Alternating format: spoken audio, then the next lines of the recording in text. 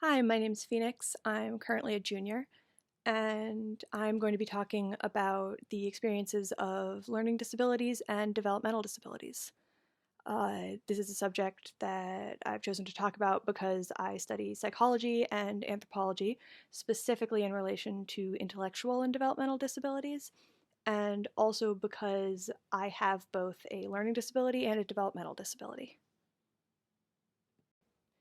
This conference was designed and intended to be a way to give Bennington faculty, admin, and students insight into the experiences of specific minority groups, as well as proposing potential solutions for the existing problems.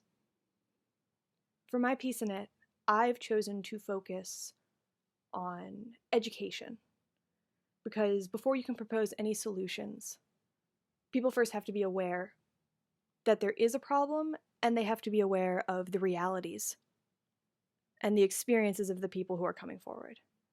So this presentation is designed to present some of the realities of living and of existing as a person with a disability, specifically a learning disability or a developmental disability.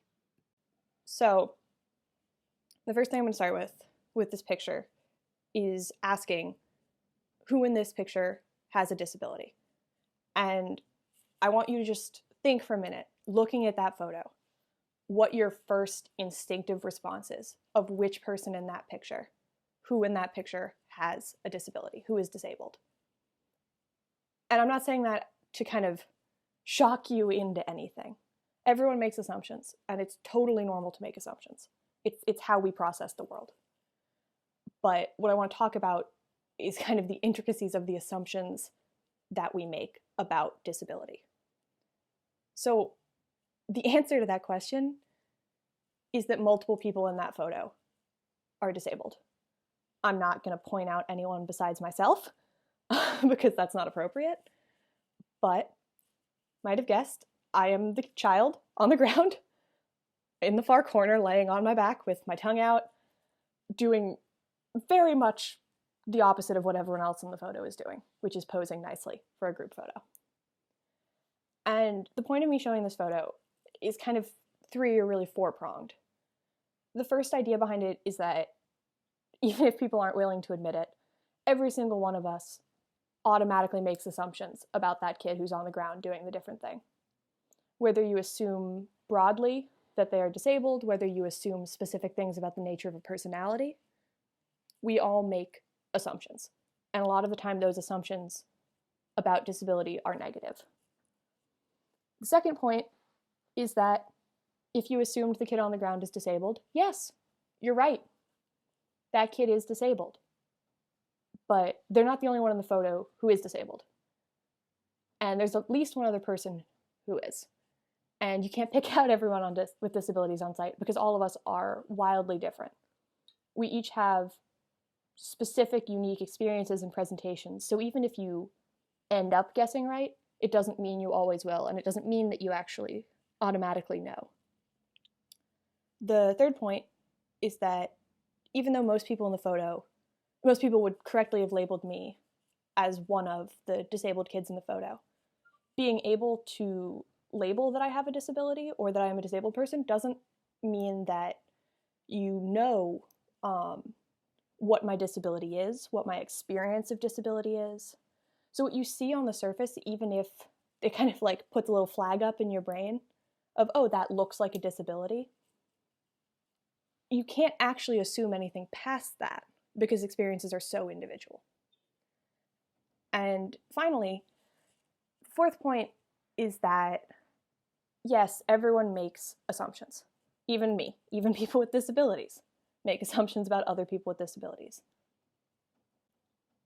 But those assumptions aren't just something that stays in our head or is harmless. We act consciously and unconsciously on the assumptions that we make. So with the assumptions that people make about people with disabilities, as soon as someone makes an assumption, that's now a burden that the disabled person has to contend with and often has to carry every day of our lives from everyone around us, including ourselves. So with that as an introduction, I want to talk about the realities of living in the world as a person with learning disabilities and or developmental disabilities. So thinking about the challenges that are posed, thinking about the ways that people cope with them, but also thinking about the positives of the experience of living as a disabled person. What are learning disabilities and what are developmental disabilities? So the first thing that I'm going to start off by saying is that, contrary to kind of popular belief, they are not the same thing. It's sort of a square is a rectangle, but a rectangle is not automatically a square situation. So people can have learning disabilities that occur due to developmental disabilities, but not all people with developmental disabilities have a learning disability, and not all learning disabled people have a developmental disability. They are very, very, very commonly co-occurring, but they are not inherently the same thing. Second, I often will refer to myself as neuroatypical, generally and throughout this presentation. Neuroatypical is a term that has been coined pretty recently and is used to refer specifically to people with ADHD, autism spectrum disorder, and intellectual disabilities. So it is used for that group and that group only, as of right now. It is not a clinical term, but it is often used in clinical and social circles relating to those specific disabilities, and it is very frequently used by people with those disabilities. So, since I've specified that learning disabilities and developmental disabilities are different, it's important to clarify the general ways that they're conceived of differently. And most broadly, the difference between them is that learning disabilities are thought of as situation-specific deficits versus developmental disabilities being thought of as more pervasive, broad-spectrum life experiences. So, for example, dyslexia is a learning disability that has a very specific domain that it affects. So if you have dyslexia, you can anticipate things like having a lot of trouble with reading or often with writing. And it's an effect that is very profound, but it is specific to those areas. For something like ADHD or autism, you can't really specify any one. ADHD and autism don't have specific domains that they affect. The effects of both are far more broad spectrum. So, for example, you could have a person with ADHD who presents very, very strongly with symptoms related to hyperactivity. But that's not going to be the only thing that's affected. You could also have a person with ADHD who doesn't have any areas that have the huge kind of really significant profound deficits that are associated with specific learning disabilities, but every single thing they do is affected by it. Well, there are really specific and important differences between learning disabilities and developmental disabilities, in that learning disabilities usually only have a very specific area that they affect, while developmental disabilities affect kind of the entire life experience. Those differences don't actually mean anything about which is quote-unquote worse. You can't compare them in that way. They are just different experiences and different disabilities. So saying that one affects more things doesn't mean that it's functionally worse. It just means that it affects the life of the person differently. So, as you might have noticed as I was talking, I talk a lot about experiences, and I use the word experiences a lot. There's two reasons for that. The first one is that every person with a disability has a unique individual experience, as I previously mentioned. So it's more useful to talk about things in terms of experiences than it is to talk about things in terms of labels, because labels can only tell us so much, but experiences can really cover the entirety of what it is like to be that person and have the experiences that they do, and that's very, very important to understand the unique individual aspects of various disabilities. The second reason is because, and this is not, I can't speak for everyone with a learning disability or developmental disability on this, but for me, my experience of how I live, of who I am, is not a disability. So my yes, it has the word disability in the name, so it's not much, there's not really anything else I can refer to it as. But my ADHD, to me, is not just a disability. It's this multifaceted piece of who I am, and there's just as many positives as there is negatives for me. And that's true of a lot of neuroatypical people, especially. That we really don't view it as this horrible, disabling thing. We view it as a part of us and a part of our identity. And often a very important part of our identity, and something that we love or can be proud of. So that being said, why do we use the word disability? Really, one of the biggest reasons is because to exist in a different way in our society can be so disabling, because society is only built to handle kind of one standard of people. And so when who you are, your experiences, positive and negative, when they fall out of line with that one model, then it becomes to be disabling as the pressures of society start weighing on you. The labels that we create for various conditions are based on the parts of people that fall out of line with the model of quote-unquote normal.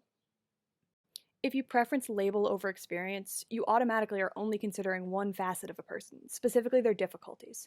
If you only ever think about things with labels of conditions, you're only seeing a person for their worst and never for their best. Viewing things as experiences, you can see people in their entirety, positive and negative. So one of the things that is disabling to me about my disabilities is that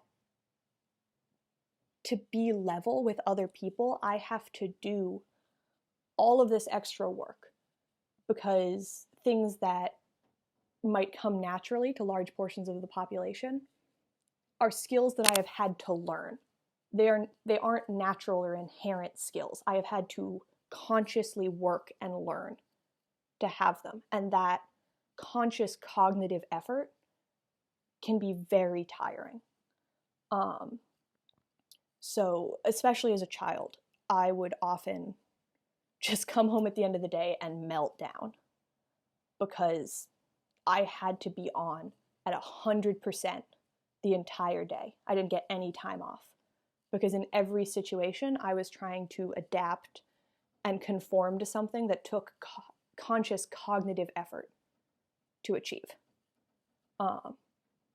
So that's a very, very, very common experience of people with all sorts of disabilities, but specifically with learning and developmental disabilities. That exhaustion, that constant need for conscious cognitive work, where other people are not having to do that work consciously and aren't having to learn those things,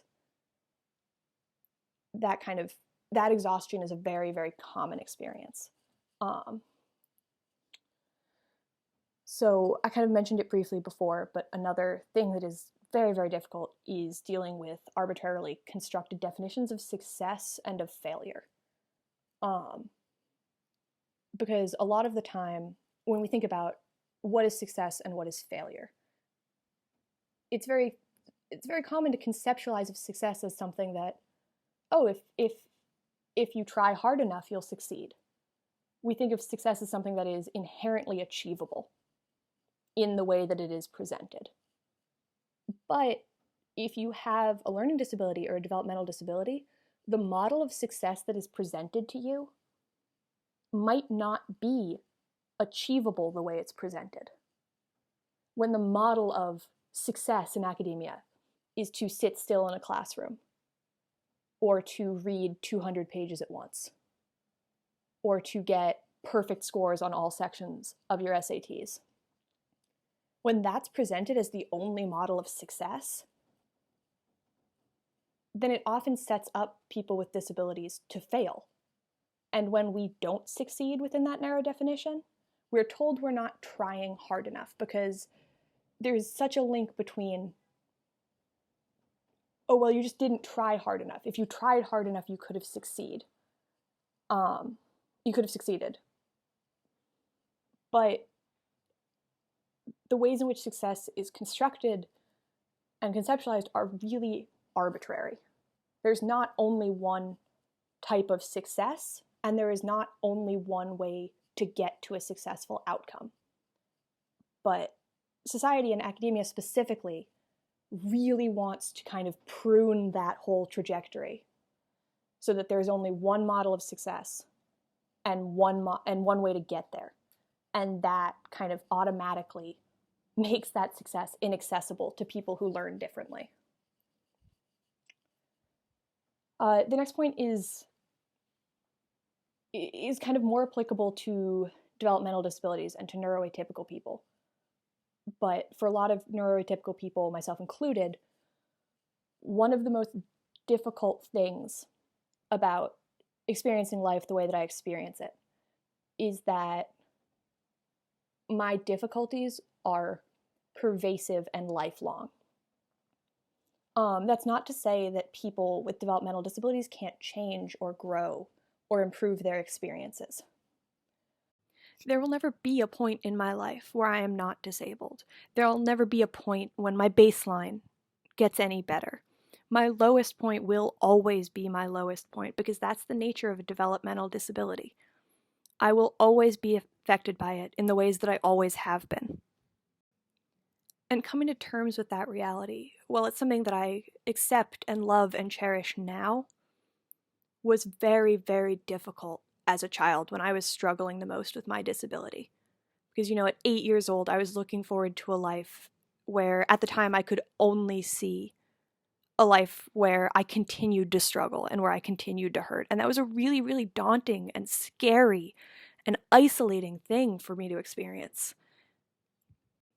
But the fact that the disability is pervasive, that it's lifelong, doesn't mean that there can't be any change. People with developmental disabilities are just as capable of learning as anyone else is.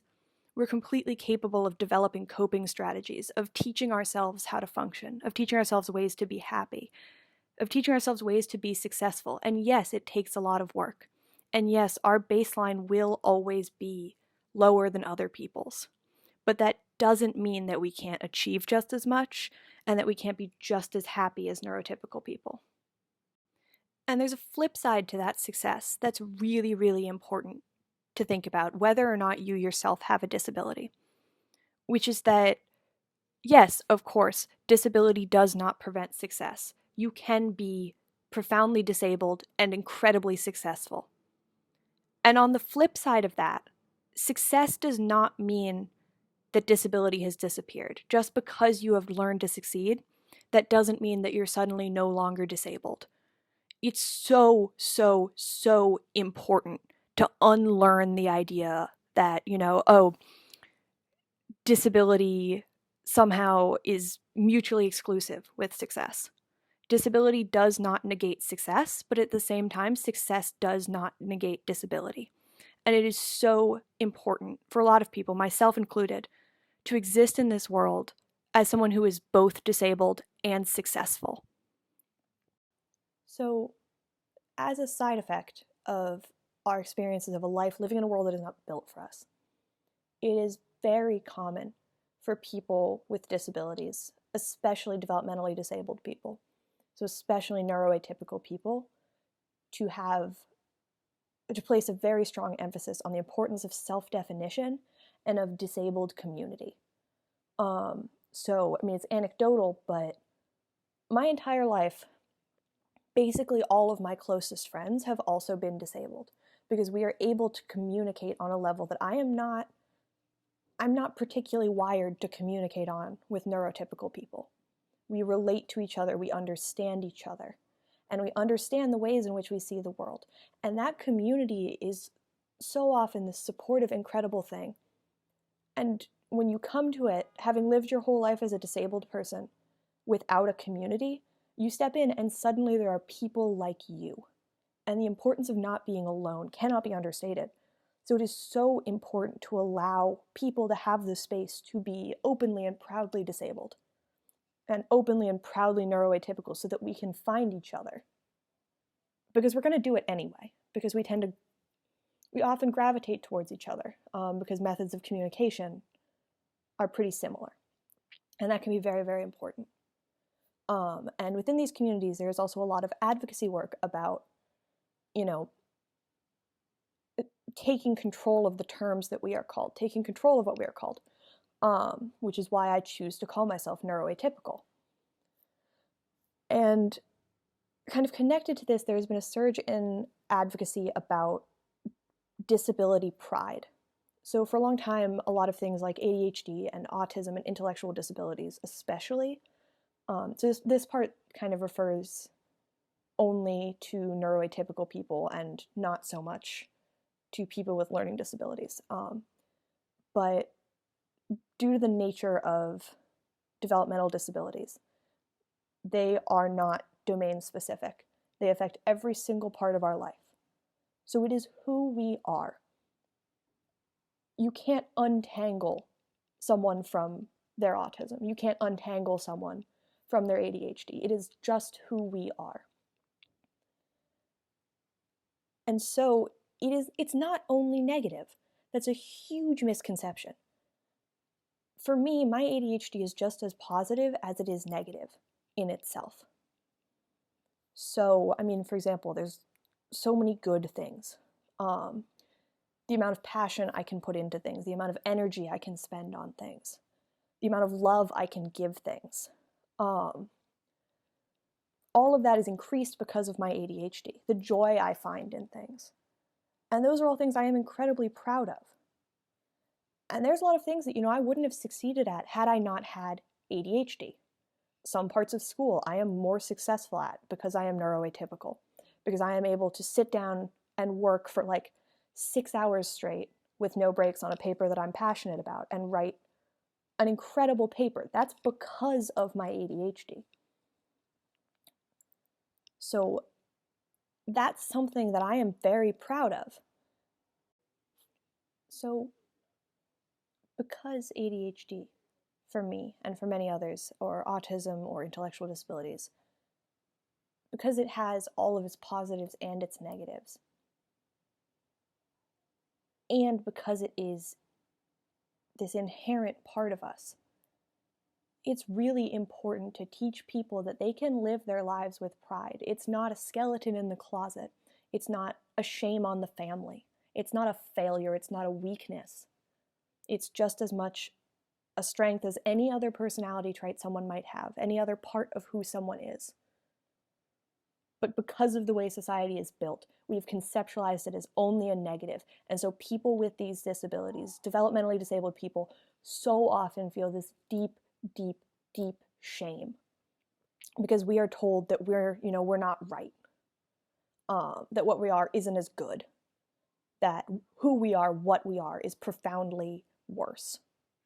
And so it's so important to have this pride in who we are and to not be ashamed and to not give in to that narrative.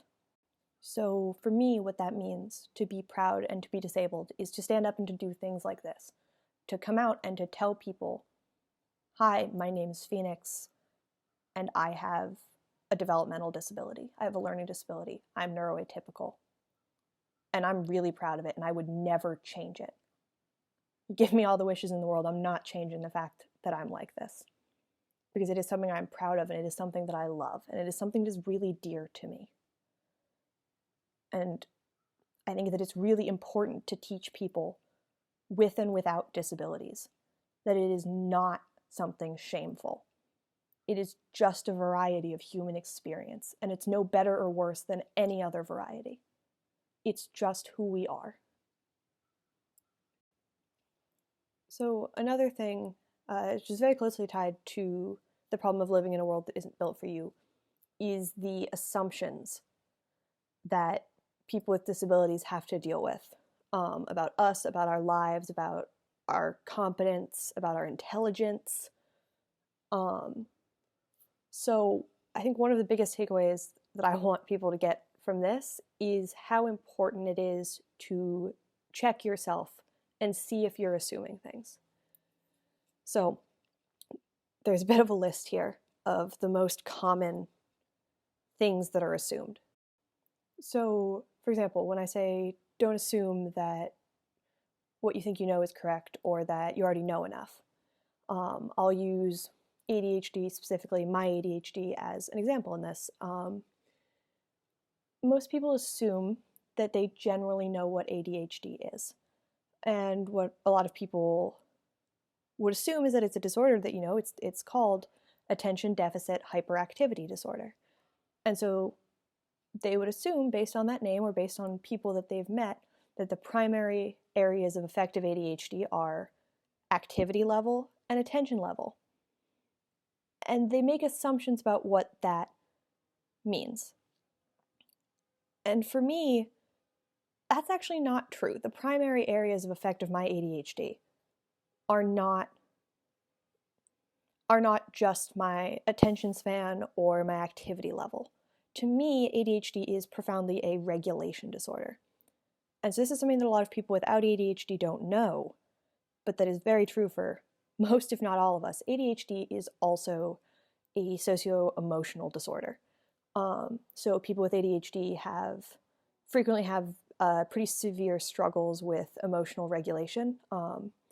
We have very high rates of comorbidity of anxiety disorders, depressive disorders, and also panic disorders. And so for me, a lot of the time, what is the most present aspect of my ADHD is the emotional regulation. So we are prone to very, very strong emotions. We are prone to struggle to rein in our own emotions.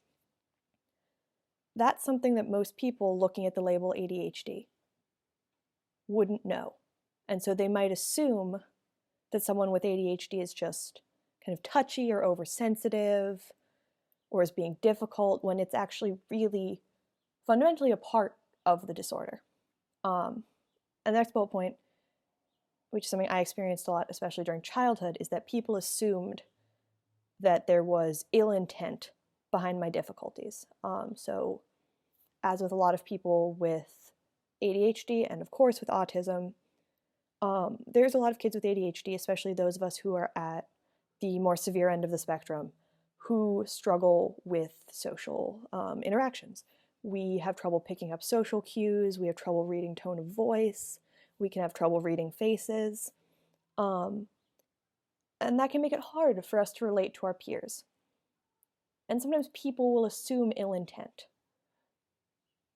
And so I think that's another really important thing to check, is that if someone is doing something you don't understand, if someone is communicating in a way that's irritating to you, don't assume that they're trying to.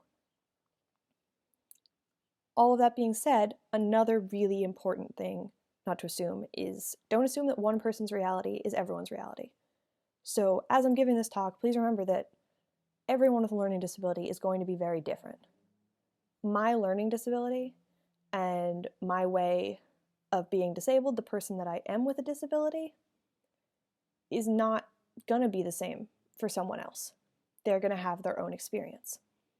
Secondary to this, it is especially important that neurotypical people, that is, people without learning, or people without developmental disabilities, and then broadly also people without learning disabilities, it's very important to not assume that your perception of the world, your reality, is someone else's.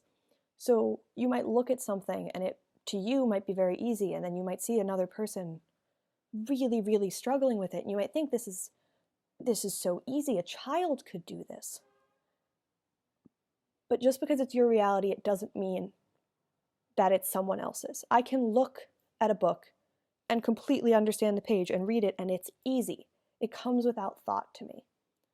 But someone with dyslexia, that's just not their reality. In their reality, reading is difficult. Someone with sensory processing disorder, I might put on a shirt and it might be fine, and I just have put a shirt on. But someone with sensory processing disorder might feel like there's bugs crawling on their skin now, because it's the texture is wrong, and that can be very upsetting. Or, you might think you've been very clear about your intentions to a friend, but if your friend has autism, their reality might be that they got really confusing mixed signals. So it's really important to not assume that your reality is someone else's, because we all perceive it very, very differently. Once again, similar to that, don't assume that just because some things are accessible to some people, that they are to everyone. So, same vein, I can look at a book and read it easily. Someone with dyslexia might struggle. The book is accessible to me, and the physical book itself is accessible to the person with dyslexia. They can pick up the book, they can look at the page, but that doesn't mean that the actual meaningful content of the book is accessible. And that's really important, and we're going to return to that in talking about accessibility at college. That just because the physical thing is accessible, the book, the classroom, the computer, just because we have access to those tangible things, that does not mean that the meaningful experience of them is actually accessible. You can put someone in a room, but that doesn't mean they'll learn. You can hand someone a book, but that doesn't mean they can read. And because of that, because we don't really know what anyone else's reality is, and we don't know what's accessible to who and when, we can't assume how much someone is or isn't struggling. We don't know their reality, and therefore we don't know how hard someone is working.